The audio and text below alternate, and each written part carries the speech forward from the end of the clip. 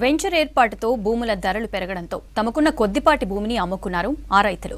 తీరా అమ్ముకున్న భూములకు డబ్బులు ఇవ్వాల్సిన వెంచర్ నిర్వాహకులు డబ్బులు ఇచ్చేది లేదంటూ బెదిరింపులకు దిగడంతో రైతులు దిక్కుతోచని స్థితిలో పడ్డారు. భూములు అమ్మి మోసపోయామని ఆందోళనతో ఒకరు ప్రాణాలు కోల్పోగా పలువురు మంచానికే పరిమితమయ్యారు. తమకు న్యాయం చేయాలని వేడుకుంటున్నారు.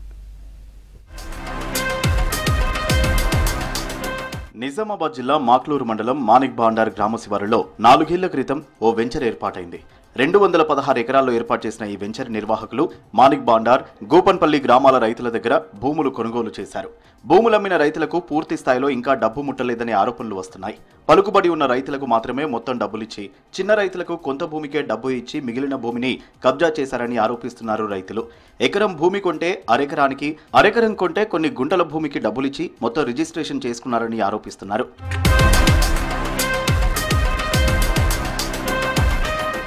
మార్కెట్ రేటు కన్నా తక్కువ ధరకు భూములు ఇచ్చామని ఒప్పందం చేసుకున్న రేటు కూడా ఇవ్వడం లేదని చెబుతున్నారు రైతులు. 554 సర్వే నెంబరులో 28 గుంటల వ్యవసాయ భూమిని వెంచర్ నిర్వాహకులకు అమ్మినట్టు తెలిపారు మానిక్ బాండార్ గ్రామానికి చెందిన ఓ రైతు. 28 గుంటలకు 11 గుంటలకు మాత్రమే డబ్బులిచ్చి రిజిస్ట్రేషన్ చేసుకున్నారని, మిగతా 13 గుంటలను కబ్జా చేసి అదే రిజిస్ట్రేషన్ డాక్యుమెంట్లో చూపించారని చెప్పాడు. డబ్బు ముట్టిన 11 గుంటలు వదిలేసి మిగతా భూమిలో సాగు పనులు చేస్తే వెంచర్ నిర్వాహకులు బెదిరించారని తెలిపారు. దీనిపై ప్రజావాణిలో ఫిర్యాదు చేసినా ఫలితం లేదన్నారు. భూమిని కోల్పోయిన మనస్తాపంతో ప్రస్తుతం పక్షవాతానికి గురై మంచాన పడ్డాడు రైతు. ఇప్పుడు తనకు మందుల కోసం కూడా డబ్బులు లేవని ఆవేదన వ్యక్తం చేశారు కుటుంబ సభ్యులు. పట్టభూమి 11 గుంటలు అమ్మిన, దానికి పైసలు ముట్టినాయి. మిగతా భూమి కొలిపిస్తాను కొలిపియలే. బండ లక్ష్మరెడ్డి తర్వాత పేపర్ తీసుకొని పోయినా, పోతే మేము కొలిపించినాం. సొంతం కొలిపించినాక తర్వాత పైసలు ఇస్తాను లక్ష భయానికి వచ్చాడు. ఈ మధ్య అక్కడికి ఇక్కడ వరకు చెప్పేసి అన్నాడు. తిరిగినాక పెరగలేసి వచ్చింది వివేక తక్కువ. ఆయన ఆ టెన్షన్తో ఆ పరిస్థితిలో అయిండు. ఈయన పిల్లలు తెలిసిన వాళ్ళకు చేసేది ఉండే, తెలియని వాళ్ళకి ఇట్లా చేస్తుండ్రు. పిల్లలకు ఏం తెలుస్తుంది? మాకు ఇంకా 17 లక్షలు రాలి, 18 లక్షలు రాలి. ఇట్లా 4 సంవత్సరాలు ఇంతగా బెదిరిస్తున్నారు. ఏమనంటే పోలీస్ కేసు పెడతాము. ఈయన దగ్గరకు ఇమ్మంటేనేమో బాణలక్ష్మణ్ దగ్గరకు ఇమ్మంటారు. బాణలక్ష్మణ్ దగ్గరకు వచ్చినేమో ఆటో తీసుకొని తోలుకొని పోయినాం. ఈయన దగ్గరకు మన బెదిరిస్తున్నాడు. మాకు మా పైసలు మాకు కావాలి సార్, నమస్కారం పెడతాం కానీ మా పైసలు మాకు కావాలి. ఆయన పరిస్థితి గట్లున్నది. పిల్లగాన్లా తిరిగే పరిస్థితుల్లో తిరిగి తెలిసిన వాళ్ళ దగ్గరకు అందరి దగ్గరకు పోయినారు. అందరు ఈ ఊళ్ళో లంగాలు తప్పించుకున్నట్లు ఉన్నారు. మా ల్యాండ్ దగ్గర కూర్చున్నాం. మాకు ఇట్లా డబ్బులు కావాలని కూర్చున్న తర్వాత అక్కడ ఒకళ్ళు వచ్చి బెదిరించడం అట్లా అయింది. తర్వాత ఎవరైతే అలా మేనేజర్లు ఉన్నారో వాళ్ళు వచ్చి లేదు మేము మాట్లాడలే ఇస్తాం, 2 లక్షలు ఇస్తాం, 1 లక్ష ఇస్తాం, ఇక్కడికి వెళ్ళిపోరు అని చెప్పాడు. తర్వాత వాళ్ళు పోలీసులు వాళ్ళు అని చెప్పేసి వచ్చాడు.